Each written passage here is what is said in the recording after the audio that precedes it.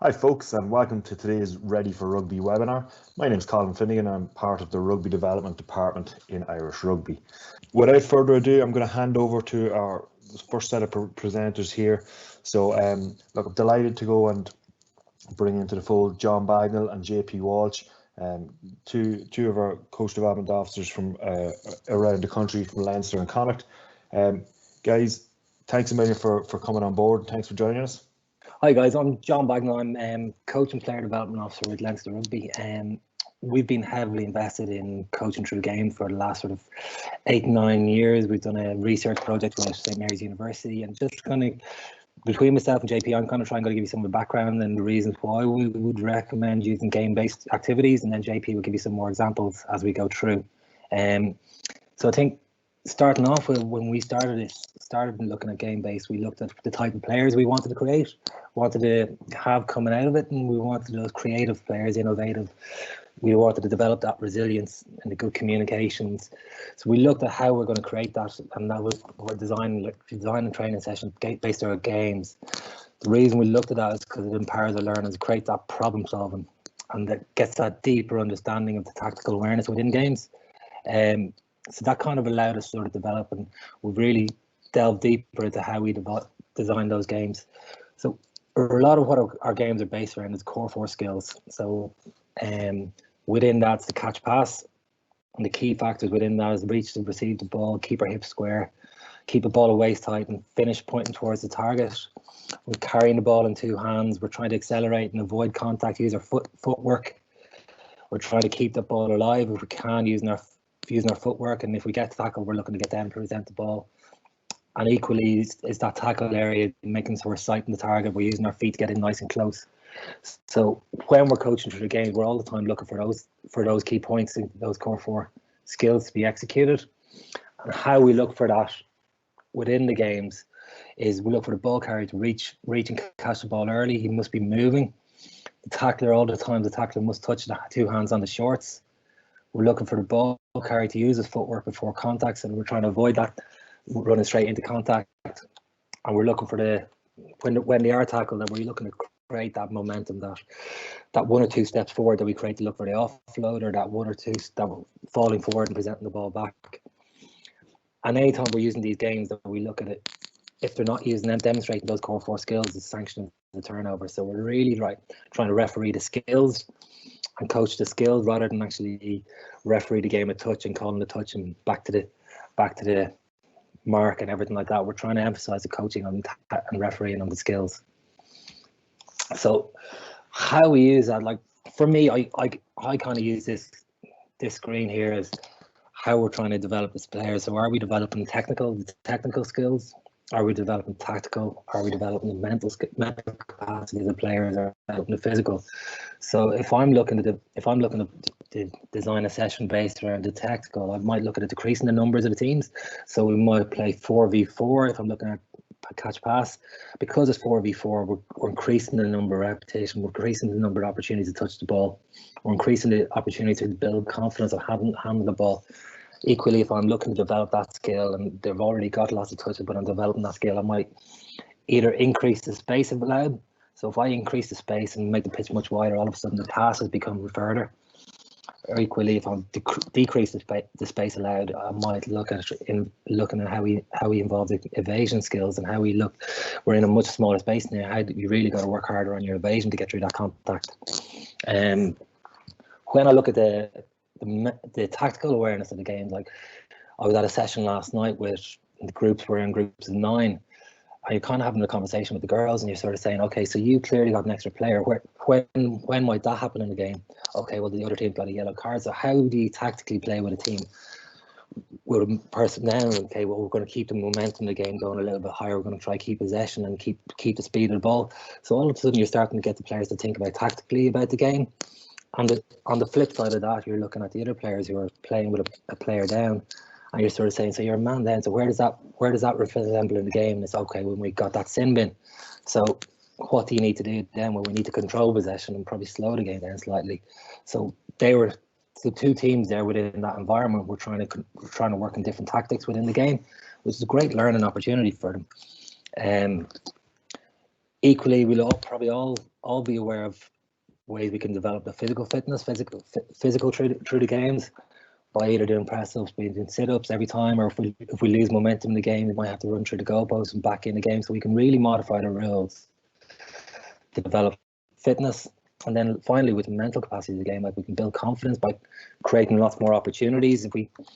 If we decrease the numbers, again, we're getting lots of touches. If we decrease the numbers of defence, it might create lots of opportunities for tries. Equally, we might increase the numbers of the opposition so that you build that resilience and the belief in yourselves that you can actually play against a team that has 4 extra players in a game, and you know how to develop your resilience through that. It's important when we're sort of looking at changing the picture and changing that game design that we look at the individuals within that. So I would speak to a lot of coaches and say, okay, we're looking at skill development. I need to take them out and show them how to catch and pass, and do a drill with lines of 4 and stuff. And my conversation around that is kind of saying, well, yes, you need to show them, so you need to show them technically, but it's get them back into the game as quickly as possible, because the variation and the ability of players is more important that you're sort of developing that. So your star player, you might set a different rule for that star player within the game, that she may be able to be very dominant passing from right to left, and you might say, okay, you got to get in position to pass left to right. Or he may be not so good at sidestepping, so that if he doesn't sidestep, we're going to be very strict on the rules for him. So we can change the rules a lot to get that modifications, to get that outcome of what we're doing. And I think that much more allows us to deal with the individual. And if we want our coaching sessions to be player-centered, the ability to deal with the individual and change the rules for the individuals is a huge outcome for us. So a quick example before I hand over to JP is our mismatch bib touch, where with 2 equal teams with players, and just half the players in each team have bibs, where those bib players are only allowed to touch bib players. We're looking within that. We're looking to encourage players to scan, identify where the opportunities are, and communicate and self-organise that. For me, if I was playing this game, I would stop the players, give them the quick rules. Then I'd give those players sort of 30 seconds, 60 seconds to come up with some plans themselves, come up with some tactics, and take some ownership of that, because I want them problem solving. I want them taking the leader on the pitch. So I create those opportunities, and then let's play the game.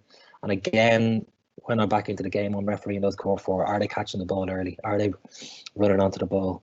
Are they touching the low of the hips? Are they using that footwork? So those core 4 are still emphasised all the way through the game. JP, I'm going to let you take over the screen now and let you follow on, if that's okay. You're all good, John. Lovely, excellent. Thanks very much, and John, thanks for that lead, and got some nice nuggets out of that there myself. Listen, everyone, brilliant for giving up your time at lunchtime for this, and hopefully again you'll take some nice takeaways from this that you can introduce yourself to training. But creating games for skill development. Me personally, before I started working with Connacht, and when the whole idea, especially small-sided games, it took me a while to grasp it, and it took me a while to see the huge benefits of it. But now everything I do when it comes to coaching and age grade sides, I'm coaching, and as coaching an adult side last year, it was all through small-sided games. The reason being the amount of touches, the physical exercise in it, and again, the learnings within it, and it's a more controlled. It's for a coach. It's easier to coach through these games as well. So I suppose the how, the catch, pass, the ball carry, evasion, the tackle, the breakdown. Okay, the core skills of our game.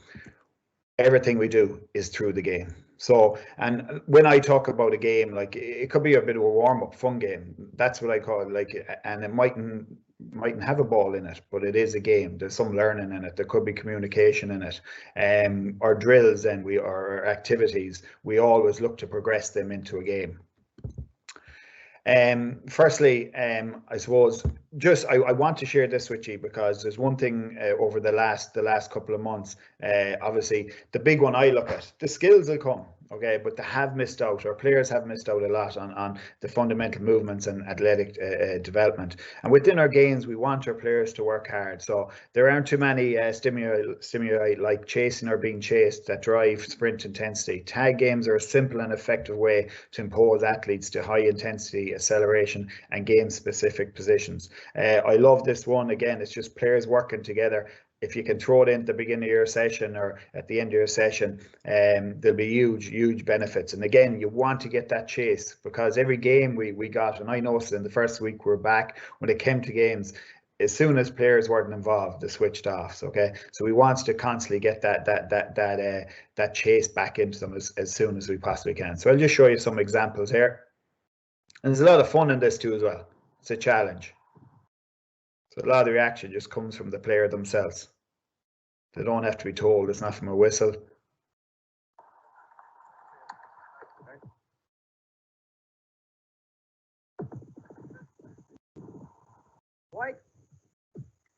So I think just before we actually do get back into training, and you want to see quick improvements in the game, it's brilliant to get that chase back into us. So it's again, it's like a dog chasing the ball. If you don't do it for a long time, like, he will slow down. But the more we do it, look, the better they're going to get at it.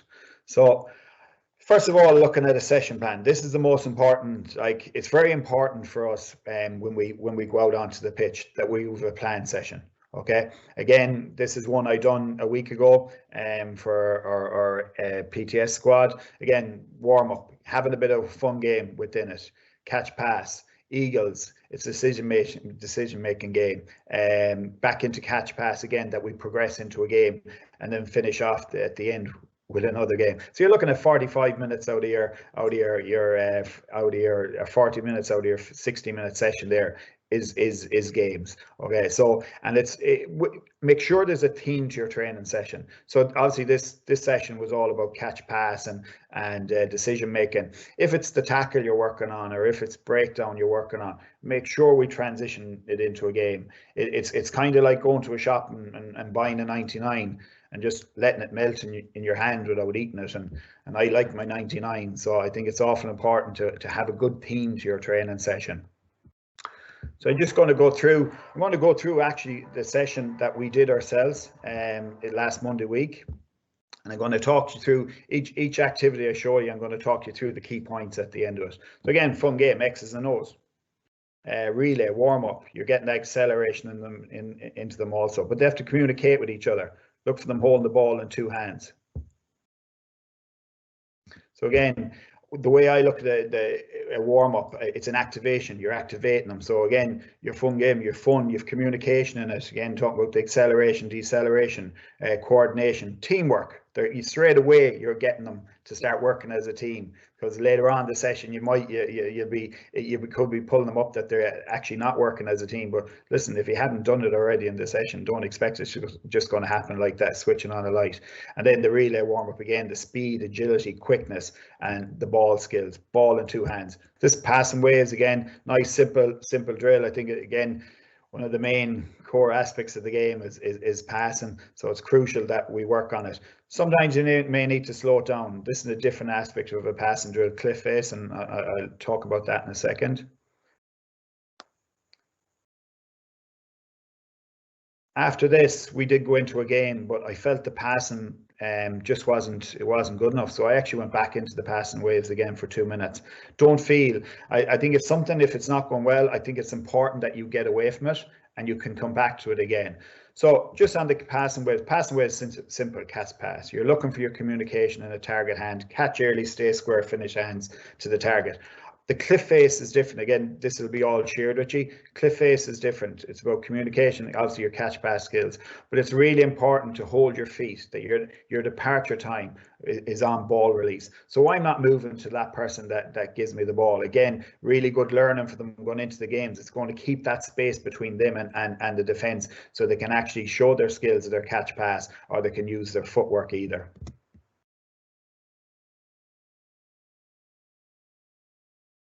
So I hope you get the sense of the team.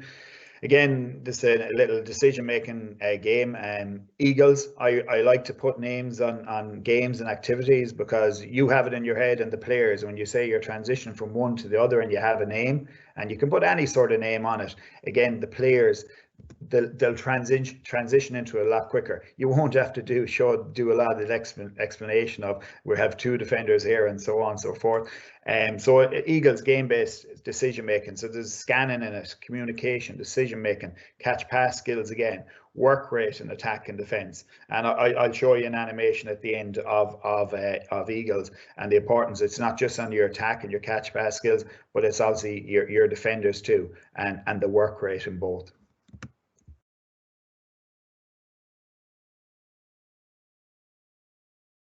So we want to progress our catch pass.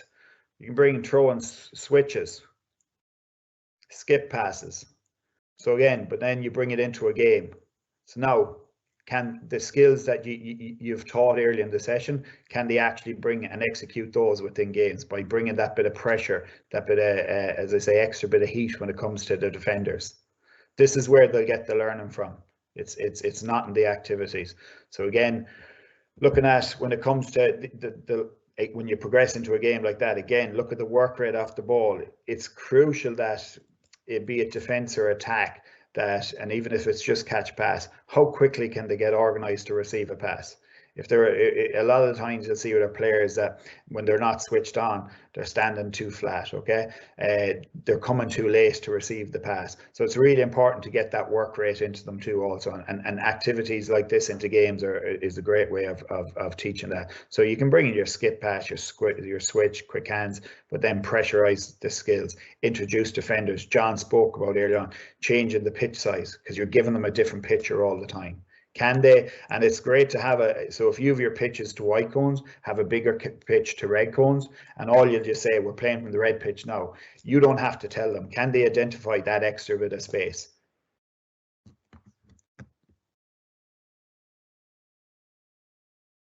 So when you get into your games, okay, overload touch. Again, I'll show you an animation of this, but overload touch, getting more numbers in attack than defense.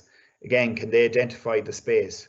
And not just for the attack, but everything that you should is when it comes to a team is work rate and attitude. So less numbers in defence. And we've a saying in Connacht here that there's always a solution till somebody stops working.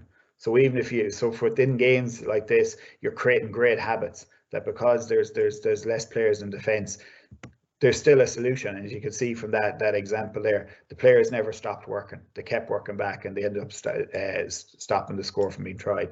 So again, the overload touch team ratio started off with 2 attackers to 1 defenders and then build it up. Okay, so you can add more defenders. They'll progress over the weeks and making it that bit more difficult for them.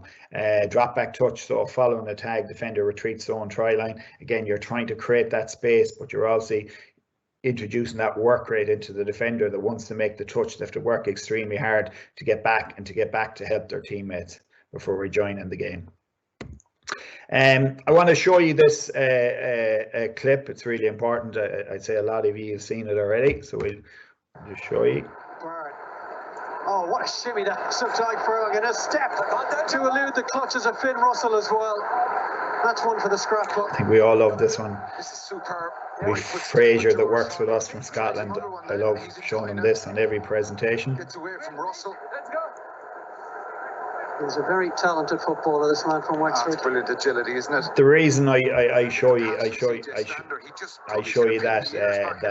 clip is that Tyke Furlong, that wasn't learned in the gym.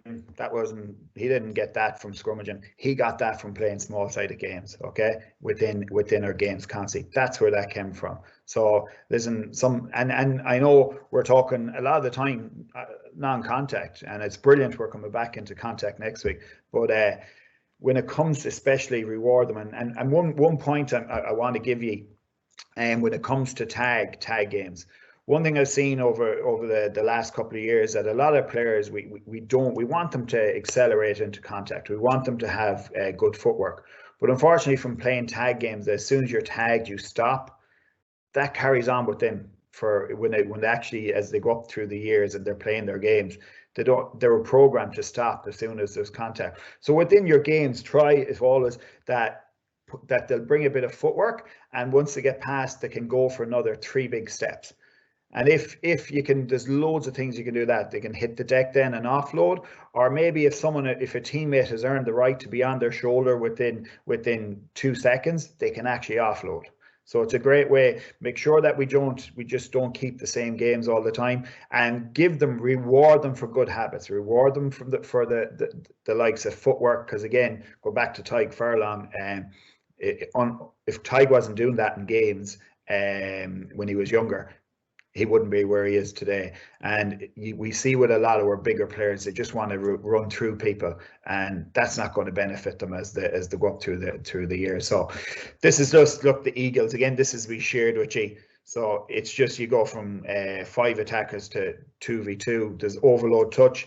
I'm just showing you a quick look at this because all these resources are on if you go onto any of your provincial web pages, there's some excellent resources there, and you can find all of these here. But again, this is going to be shared with you. So outside that, listen, that's my presentation. It's fairly quick, but I hope you get some key points that when you're planning your session, make sure you set it out and there's a theme to it. And then let's do all our main coaching through our games.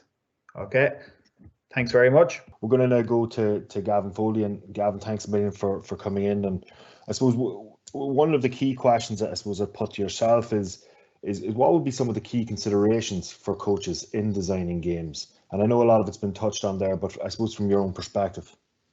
Yeah, look, there was some really good stuff there from John and JP. I think the major thing for me is as a coach is the detail within it. You know, I 100% agree. Small sided games, more touches on the ball, but then getting clarity on as a coach and what you're looking for. And with that clarity, then you can give a lot of feedback, individual or collective. And I think that's important as well. So for me, yeah, big time small sided games, be it overload touch, touch back, you know, one-handed touch, it's an offload, two-handed touch, it's you either hit the ground, pop off the ground, or it's that placement. I think all them things then become for a coach, they're the key. That's the key feedback you can give to the players and the nuggets that they come away with. Because look, at the end of the day, it's like I think it was JP and John put it there that it's a clap on the back. Well done, you've done something well. But what have they done well? You know, and they're getting that clarity of it. So when you're being told you've done something well, that's what you'll take away. You know, and that's probably what you'll bring back to it, and you'll do well again the next time. So, yeah, look, I think all of those ideas of extending the pitch or widen the pitch and lessen the numbers, but I think definitely it's what you want out of it. So JP talked about that session planning, having a clear kind of view of what you want out of these games and drills, because at the end of the day, that's where they're going to benefit going forward. Them nuggets of information, them taps in the back, well done, but it's knowing the detail within it. I always say a drill is only as good as what you're getting from it. So if they're passing, it's a passing drill and the ball doesn't hit the ground, I think it's very important how are they passing the ball? How was that pass leaving the hands? And then that's brought back into the game then, but then that decision making around it then. So it's clarity around both then. Why are we doing them small activities and then bringing it back into the game and relating that into it as well. So for me, that's clarity. Look, fortunate enough that with one good thing about COVID is that it's kind of put it into pods of 15. So, you know, like I've often gone to training sessions and see massive numbers, and a kid or an adult don't get touches on the ball, probably 4 or 5. You know, what kind of information are they getting back? What feedback are they getting? Is it individual or collective? You know, they may not be getting that. So what are they learning from that session? So, you know, 15 players in a pod, that means that it's going to be a lot less numbers and more touches. No, brilliant, and it's nice to have some positives to come out of this current time. Look, and just I suppose a second question for yourself there. Some of the fear that I suppose coaches would have when creating games to go and have skill development is kind of that cueing and what they should be saying and when they should be saying and you know, I suppose there is that idea that you let the game be the teacher. So when do you, in your opinion, do we just set it up and let it play, or when should you be interjecting? Yeah, look, for me, I think even if you're introducing a new activity or a small set of game, I think let it play. I think you've got to challenge them to figure it out, you know, and then come back at them, you know. So a lot of the time these kids are adults we're dealing with, at times they'll figure a lot of things out. But I think that gives you an opportunity then to actually identify what's breaking down and what they need collective or individual. And I think that's massively important. So we do get bogged down in kind of collective feedback and stopping games and stopping activities and bringing them all in and stuff like that.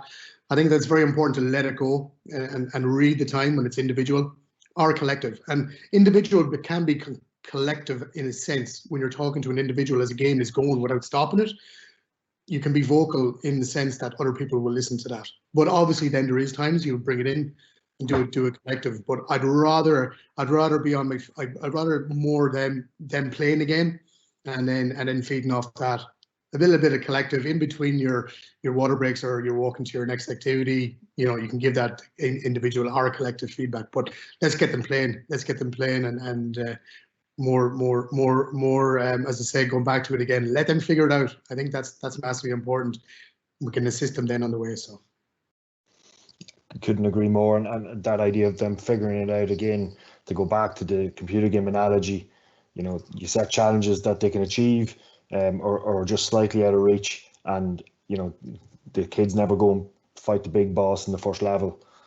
Sorry to any adults that play computer games there as well, but you know, so you go and you build up, and it's slightly out of reach, and you just get it, and you want to go back, and it goes back to that pleasantly frustrating.